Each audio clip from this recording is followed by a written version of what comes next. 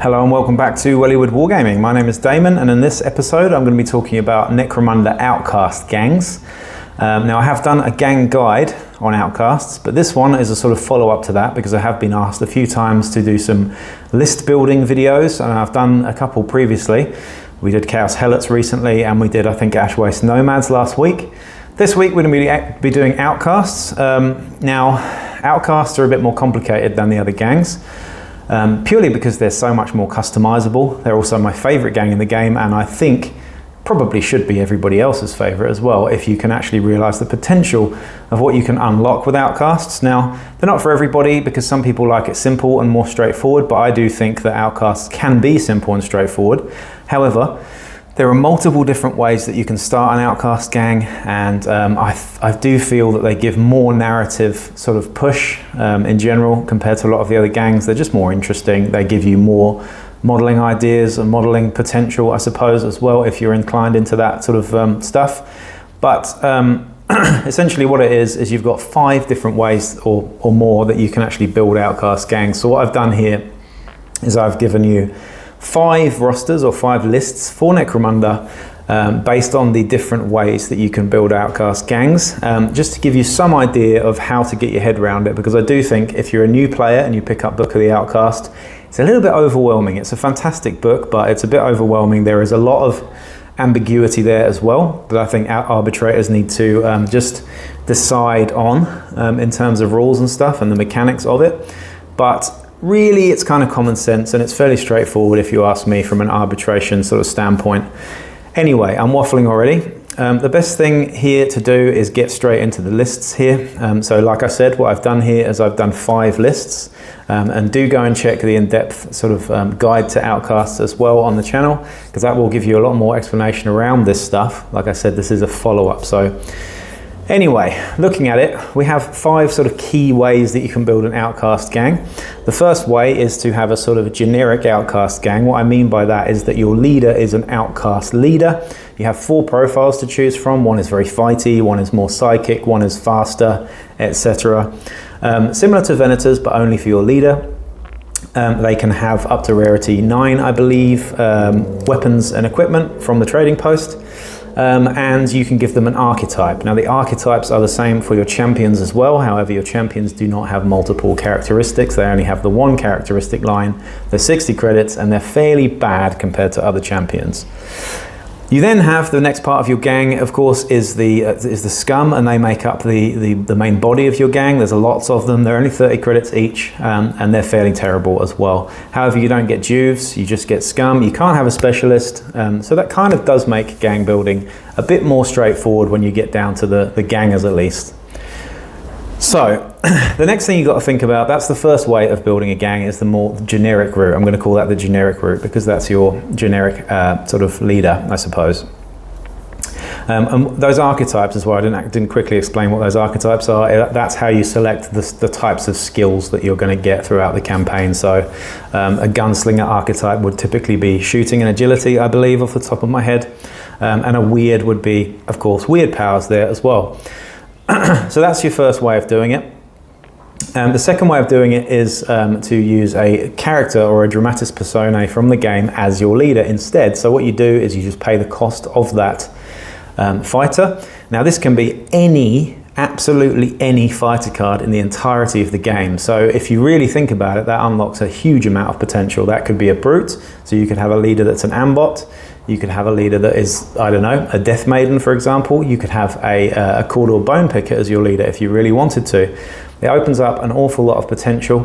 What I've done with my first list is kind of hilarious as well, so I'm going to talk to you about that in a second. But that is another way of building an Outcast gang around a leader that is unique, whether that is sticking to a dramatis personae and modeling them on that, or using that characteristic profile as a character that you're making for yourself, I suppose, as well.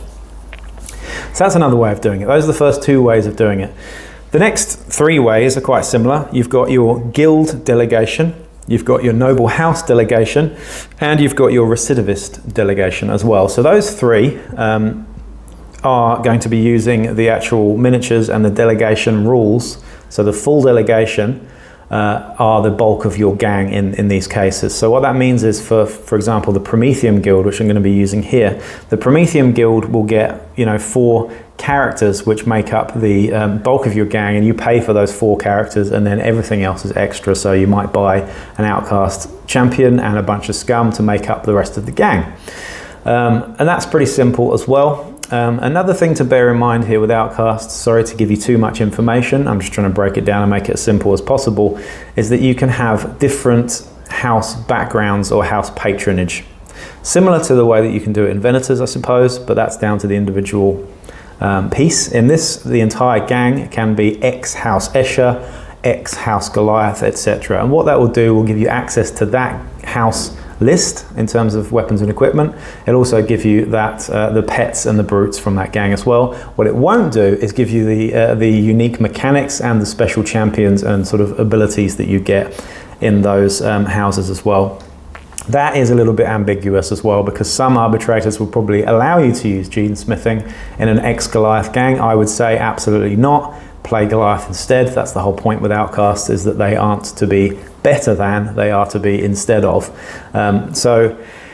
And what that does is creates a little bit more narrative, I suppose, around how you talk about how your gang came about to be. They could be aspiring Goliaths, or they could be ex-Goliath, aging Goliaths that have been outcast from the actual Goliath house, for example.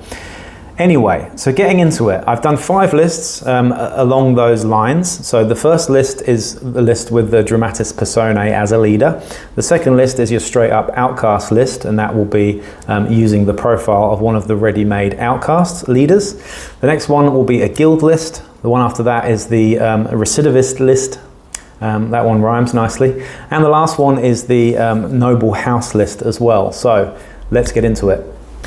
Right, getting straight into the first gang list here then. I'm going to start with the Dramatis Personae list, or the character list we could call it. Now the idea behind this one, again, I like to create really narrative, sort of fun story-based content when I'm building a gang. The idea behind this one is that the entirety of the gang are servitors. They are sort of humanoid servitors that have become part man, part machine, etc.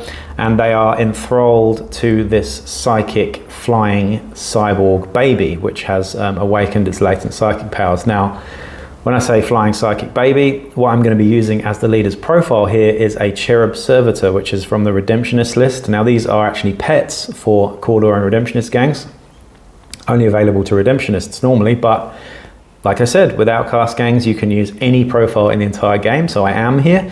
And this is 55 credits for a Cherub Servitor. Of course, some of the special rules that you get with the Cherub Servitor are kind of void actually here, because they can't be bodyguards, as it is your leader. So it can't be a bodyguard to a leader or a champion, because it already is the leader here. But my thought process behind this was that, well, Cherub Servitors are basically the coolest thing in 40k, and if you don't like Cherub Servitors, then don't play 40k. But they are grimdark in its absolute essence.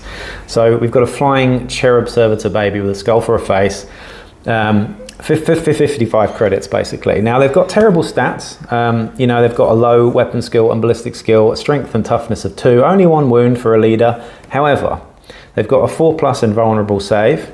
They are nimble, so that means that I believe they are harder to hit generally as well. And they've also got flight, so they can fly, which means they can traverse levels and terrain really, really easily. They never fall either. So we've got a flying baby for 55 credits. I've decided to give it a weapon. The weapon of choice that I've given it here, up to rarity 9 of course, was the rotary flensing saw. Now that is a giant saw that only usually you see on corpse grinders, but it's rarity 9 on the trading post, so why not? Now it's 4-inch versatile, so we've got a flying baby with a 4-inch versatile saw on a chain, which I just think is hilarious. And the modeling opportunities for this are off the chain, so to speak. But yeah, I just thought that was really funny. You're never going to hit stuff with it, but if you do, it's going to be really, really nasty. And the main reason that I took the baby is that it's got a willpower of 5+, which is a very good, very high willpower and perfect for making into a psyker. So my reasoning for that is that I thought that, you know, this cherub baby has some sort of residual psychic power in it, and as a result has been able to sort of coerce the other servitors into following it blindly into the underhive to I don't know what to do really, but they're on some sort of mission. Yeah, I just think it's going to be really fun. So the leader in question here, Doom Baby we'll call him, clocks in at 175 credits with that rotary flensing saw. I've given him a respirator, a strip kit and photo goggles just because it makes sense from a narrative and fluffy perspective, I suppose. And yeah, we're going to give the archetype of weird as well, so we've got access to weird powers there too. I just think that's really, really fun and really, really just fluffy in general. The next thing we've got in this gang are 2 Outcast champions. The first one has a heavy bolter, suspenser and mesh armor with nerves of steel with the archetype that gives you the ferocity skills there as well, clocking in at 295 credits. Now hold up, I'm just going to tell you quickly, you know, you're probably thinking, how did you get the heavy bolter and the suspenser when you can only get rarity 8? Well, what I'm going to do with this list in particular is use a Orlock house background. So the entirety of the gang gets access to the Orlock list, which means we do get cyber doggos. It means that we do get a lugger servitor as well, which again fits in with the servitor stuff here too. I just think it's the right fit for this gang. So that's how we've got the heavy bolter, and that's how we've got the suspenser there. And we've got mesh armor on that one too. The next champion, clocking in at 180 credits, has a stub gun and a plasma gun with mesh armor and true grit. And then we've got 5 scum. So the 5 scum here, so eight players or 8 pieces in total in this gang, which is ideal really. 8 is the magic number, I would say. They've all got different weapons. The first one has a combat shotgun for 100 credits in total. The next scum has 45 credits worth. He has just got an auto gun. The scum after that, scum number 3, has a shotgun with solid and scatter for 60 credits. We've then got a scum with 2 auto pistols and a blasting charge. And after that we have got the last scum with a maul, a stub gun and a sawn-off shotgun. So you could use the Orlock kit and you could make them all look a bit robotic, but I just think having a servitor gang would be really, really cool, and definitely something that I'm already thinking about modeling already. So that was my first gang, and that is just giving you some ideas of what you can do. Now you could have a Sump Croc as your leader, you could have a Brainleaf Zombie as your leader, you could have a Giant Rat as your leader, anything at all. The options are limitless, and I do think that doing that gives you so much cool fluff and stuff that you can do there.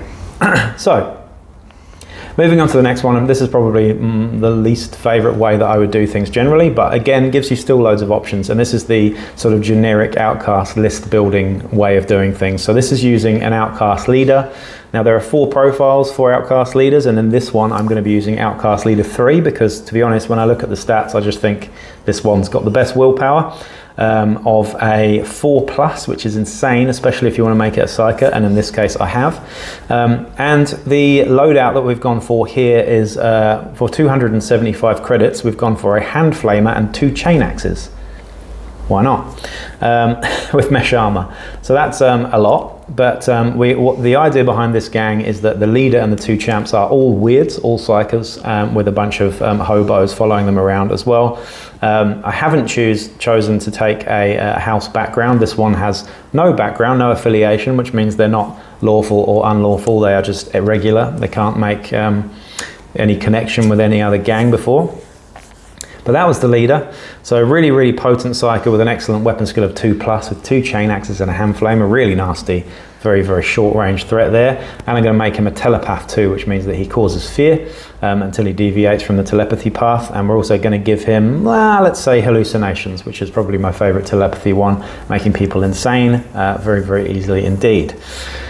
Now, we've then got 2 Outcast champions, both are identically armed for 200 credits. We have hand flamers and 2 chain swords on each, again. So we've got 3 psychers, all have chain weapons and hand flamers. Really, really disgusting, but to be honest, I couldn't really think what I wanted to do with this one. I just thought 3 really potent psychers with chain weapons and flamers would be really, really cool.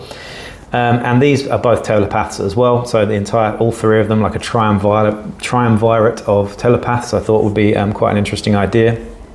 One of them's going to have mind control, the other one's going to have terrify as their weird powers as well. And we'll keep them all as telepathy psychers there too. The rest of the gang is really, really straightforward. We've gone for a las gun scum, an auto gun scum, a shotgun scum, and then 2 more scum here as well for a total of 8 as well. The first one with an auto pistol and chainsword, and the second one with a flail and las pistol. Now these are all weapons that you get in the scum list, and they're all weapons that you get physically in the scum box as well if you want to buy a box of Underhive scumbags. And they've all got flak armor as well, it's worth pointing out there. For 8 fighters, again quite short range, quite nasty with those telepathy skills, but not my favorite of the 5 lists so far. I just thought it would be worth giving you a sort of generic Outcast house list there as well. So let's move on to the next 3 now, and these are all quite interesting. All right, moving on to the next 3, and these are all themed around the guild, the noble house delegations, and the recidivist delegations here as well. So starting off with the guild one, now you could choose the water guild, you could choose the slavers guild. In this case, I've chosen one of the more interesting ones and one that I like the most, and that is the Prometheum guild. Now the Prometheum guild is the guild of sort of light, I suppose, and Prometheum, I guess, fire and stuff. Now you would think that the strong alliance for the Prometheum guild will be House Cawdor, but it's actually not. It's House Van Saar, which is kind of cool. So we've gone with a House Van Saar background and a Prometheum guild delegation core of the gang. So what that gives you, and again, if you're familiar with Yak Tribe, you can do this on Yak Tribe, and there's a little button that says use delegation, use alliance delegation. If you fill in the alliance bit, drop down menu, and then just click that tab, it will automatically put those fighters into your gang list. Then all you've got to do is adjust the credits so that you've got enough credits left to can get it up to 1,000 credits. Anyway, if that's too technical for you, just ignore me. But for 1,000 credits here, we have the Pyrocian Lord, which is the leader that you get with the delegation. He's pretty cool. He gets a las pistol, photon flash grenades, shock stave, refractor field, evade, and overseer. We've then got the Pyromagier, which is the champion for the delegation. He's got a stub gun, flamer, photon flash grenades, and nerves of steel. Now, nerves of steel with a flamer is pretty nasty, even if you have got a cool of 8+, but cult icon and refractor field again there too. And then you've got 2 cinders, which count as gangers. And they've both got mauls and las pistols and photon flash grenades. So photon flash grenades are my favorite grenades in the entire game, and you've got 4 of them on these 4 guys, and a flamer with nerves of steel. So not bad at all, and that is the core of your gang for this guild build. See what I did there? And they've got spring up as well. They've only got an initiative of 4 up, but that's a 50-50 spring up. Pretty good with the photon flash grenades there as well. I like those guys, the cinders. They've only got a ballistic skill of 5 up though, unfortunately. The rest of the gang, I've chosen obviously Van Saar background. So you've got 2 groups here. You've got the Prometheum guys, and then you've got the Van Saar guys. So for this, we've gone for 4 Van Saar guys. So this is an 8 gang build. So you've got 2 groups, the Van Saar and the Prometheum guild. What we have for this is 1 champion, of course, because we can't do more than that. You've got your, you've already got 1 champion with the Prometheum guild, and that's your, what's he called, Pyromagier with the flamer. The Van Saar champion in this case has got a plasma gun and a Histrar pattern energy shield and a las pistol for backup, with an armoured undersuit and mesh armour and fast shot. Very, very nasty indeed for 255 credits. Of course, he's not quite as good as a Van Saar champion because his ballistic skill is only a 4 up, but still pretty nasty with fast shot. You can always give him a ballistic skill increase later on maybe, but we're definitely talking an aging old Van Saar member here. The next thing is we've got 3 Van Saar scum. So I've given them all armoured undersuits and mesh armour so that it sort of represents the sort of typical Van Saar armoured loadout. And then the first one has a las gun and a las pistol, the second one has a las carbine and a las pistol, and the third one has a suppression laser and a las pistol. So all using the Van Saar house background, house patronage there as well, to give you access to those Van Saar exclusive weapons. Pretty straightforward so far, I think you'll agree. We're going to start talking about the next 2 now. Moving on to the recidivist list, which is a bit of a mouthful, but I like saying that one. This one I've chosen the Rogue Factoria actually, and you're probably looking at the Cold Traders because they're particularly strong, or perhaps some of the other ones like the Master Charlatan is particularly good as well, but for this I decided to go with the Rogue Factoria. The reason being is that the Rogue Factoria's strong alliances with Cawdor, and I had to include something with Cawdor in here, and this one makes sense for me because this is the most hoardy of all the gangs so far. So the Rogue Factoria is quite unique in that you basically get 5 shit guys, because normally you get 2 to 3 to 4 guys maximum in a delegation. This you get 5, however the 5 of them are really, really bad. So first you've got the Factoria Overseer as your leader, who comes with a shock baton, a combi plasma auto pistol, which is quite unique, you don't see those very often, and mesh armor. He's got commanding presence and overseer. However, his stats are pretty mediocre. He's not bad, he's not great, he's quite slow though with movement 4. Your work party boss, your champion here, has a shock whip and las pistol with mesh armor and iron will. Iron will's a pretty good skill to have in any gang, but you don't really need it when you've got as many fighters as this. However, he's only got 1 wound for a champion, which is quite terrible, and 1 attack too, with a weapon skill of 5 up and a ballistic skill of 4 up. He's pretty bad for a champion, but it is what it is. The next 3 things that you have are 3 Factoria workers. They're all identically armed here with a fighting knife and reclaimed auto gun, which I think is the best loadout combination to choose from. I think you can have a reclaimed auto pistol instead, but you're going to have the auto gun, I think 9 times out of 10. If you want close combat fighters, then go for the pistol, but I think if you want a bit more range, then go for the auto gun. And that is the core of the gang with its Rogue Factoria. I quite like it from a fluffy point of view, and I've actually modelled some Rogue Factoria fighters using Genestealer Coal and AdMech parts, which look really, really good actually. I was really happy with the way that they used, and I did use them as an alliance with my Cawdor gang, in fact, I believe. So that fits really nicely. The next part of the gang is of course all Cawdor, using the house patronage for House Cawdor here. We've got a champion, because we've already got another champion in part of the Factoria delegation. But this champion we decided to take an Eviscerator, which I think is really cool, with an armoured undersuit and a hazard suit so that he can't be set on fire so easily, and nerves of steel there too, because Eviscerators is just great, and when you get access to the House Cawdor list, why not? It was either that or a great sword. We've then got 2 Cawdor Hive Scum, so Hive Scum just with access to the House Cawdor list, both of which have blunder poles and flak armour for 80 credits each. It's pretty cheap to get a blunder pole on, to be honest. It's way cheaper than a Cawdor ganger even, which is pretty scary.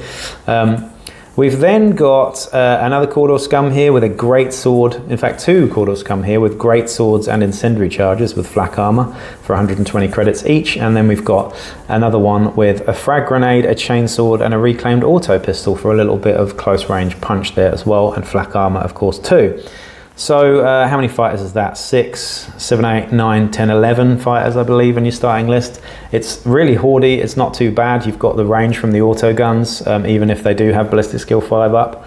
And you've also got that Eviscerator as well, which is pretty nasty indeed. 2 template weapons with the blunder poles. Some incendiary charges in there too, and 2 great swords for chopping people up with sever. I really like this list, I think it's really fun. Again, I could easily break out my models once they get here from New Zealand and actually field this as well. In fact, I could field all of these because I have most of the miniatures for all of them, but this would be a particularly fun one to play as well, I think.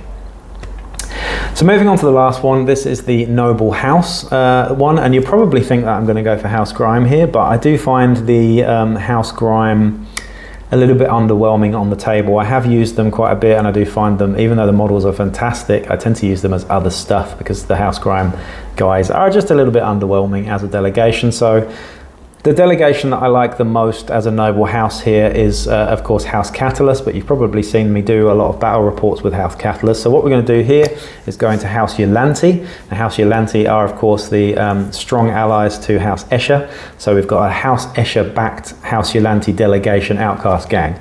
Oh, that was a bit of a mouthful.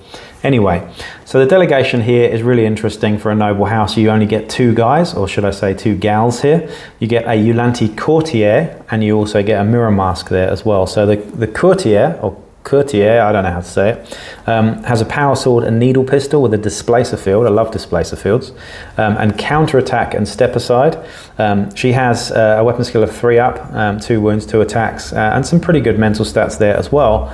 And these guys have some special rules which make them really, really fun to use as well. The champion equivalent here is the Mirror Mask. Now the Mirror Mask is identically armed with a power sword, needle pistol and displacer field, however gets Nerves of Steel as a skill choice here, which is superior to the leader if you ask me. With slightly worse mental stats and slightly worse stats overall really, but pretty similar on the whole, particularly with that loadout. Now the idea with these guys is you can actually switch positions wherever they are in the game. It's a little bit complicated to explain here, but wherever the courtier and the Mirror Mask are, they can switch places, which is really, really cool and really tactically annoying for your opponent. I haven't actually given it a go yet, but if you have given it a go, if you have used the House Yolante guys as either an alliance or a delegation for a gang, then please let me know how they perform, because I'd really like to know what they're like on the table. The rest of the gang are Escher-based scum, of course. The first one is a champion using a plasma cannon, because yes, Escher do get access to plasma cannons, and why not, I suppose. So we've got these 2 very evil ladies running around with power swords and needle pistols, but backed up long range by a plasma cannon, no less, with a suspenser, mesh armor, and of course spring up as the skill of choice there as well, because I just thought it was fluffy to have it on an Escher list. We've then got 5 Escher scum to make up, again, I believe, to 8 fighters. The first has got a lasgun, the second has got a lasgun. It's worth noting that they are only 5 credits for Escher, of course, so 3 lasguns in this. In fact, we've got a third scum with a lasgun, a fourth scum with a stiletto knife and las pistol, and a fifth scum with a shotgun with solid and scatter, all of which have flak armor. The idea with the shotgun there is to give it acid rounds later on, as they are part of the Escher house list. But as you can see, with those 5 lists there, it's actually pretty simple to build the list. The easy part is the scum and deciding which house background or not you want to go with. The hard part is actually just deciding the narrative and the fluff and creating a story behind them. And that, if you haven't got a sort of particularly creative mind, that can be a bit tricky, but there's so much inspiration out there on Instagram and just in the 40k universe on the whole, if you read lots of novels and stuff. But you can make up your own story really nicely with Outcast gangs, and I just think they're such a perfect gang for modeling and painting and getting involved in sort of narrative play, I suppose. Anyway, that's really it. If I've missed anything, then please do shout out. I probably have missed something huge, but you know, like I said, there are a lot of grey areas in the book, the House of the Outcast book, or Book of the Outcast, should I say, and a lot of that's just down to arbitrators to decide, you know, particularly things like, you know, do you get access to gene smithing with a Goliath backing? I would say absolutely not, because I just think it then devalues House Goliath quite a bit. But, you know, things like that, where do you draw the line, I suppose? But I would just say a straight no for all of it, to be honest. Anyway, that's really that. So I'm going to leave you there. I'm going to be coming back again with another video next week. Comment down below which particular gang that you'd like to see me do some sort of list building talks on, because I think this is quite a good subject to keep rolling. And I want to do obviously all of the non-house gangs. So if there are any particular questions you've got, or any particular non-house gangs that you'd like to see some list building ideas on, then please do, just comment down below, and do like, share, subscribe as well. And of course, please do check out my Patreon as well, and buy me a coffee in the links. Both of those are on the main page and in the description here as well. Other than that, I will see you not so distant future. Peace out.